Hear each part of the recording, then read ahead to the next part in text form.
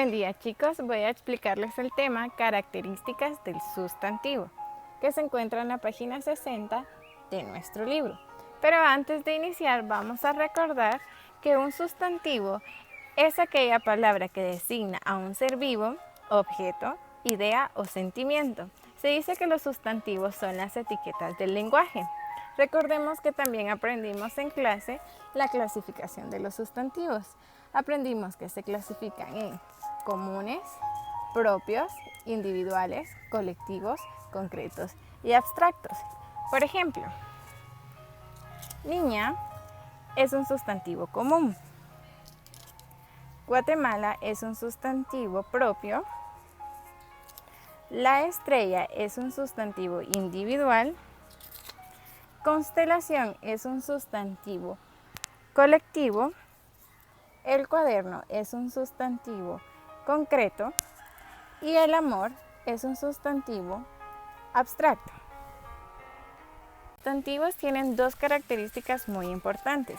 La primera es el género y la segunda es el número. El género se clasifica en masculino y femenino. El número se clasifica en singular y plural.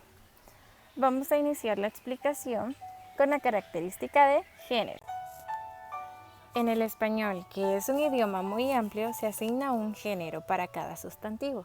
Por ejemplo, la luna es femenino y el sol es masculino sin que realmente haya una razón para ello.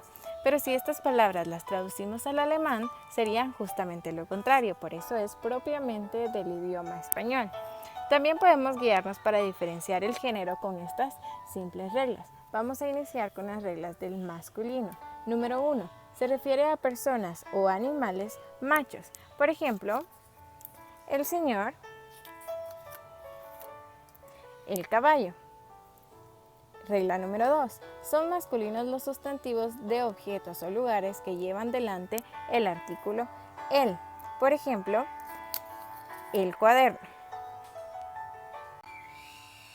Ahora vamos a hablar de las reglas del femenino.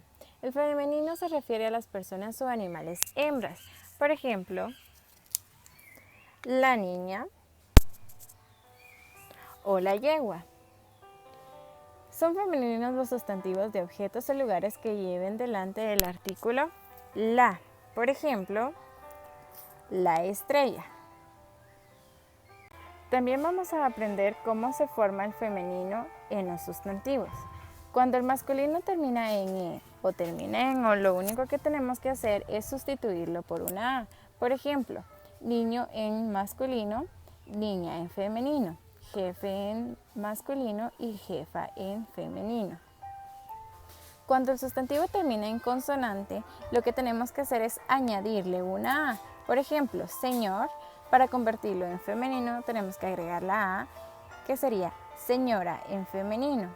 Hay casos en donde el masculino y el femenino son muy distintos. Por ejemplo, actor, actriz, caballo, yegua, toro o vaca. Esto se debe por el uso diferente que se ha dado según el sexo de cada sustantivo. Continuaremos con la segunda característica del sustantivo, que sería el número, singular y plural. Esto es aún más sencillo. El singular es el que designa a un solo elemento, por ejemplo, niño o niña. En cambio, el plural es el sustantivo que designa dos o más elementos, por ejemplo, niños o niñas.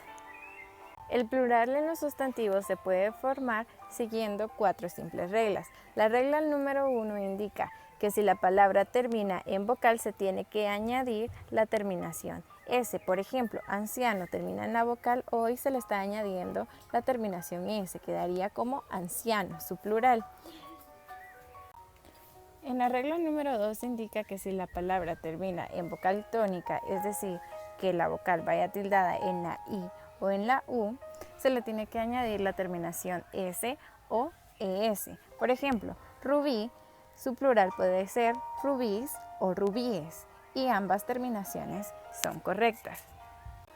La regla número 3 explica que si la palabra termina en consonante, se le tiene que añadir la terminación ES.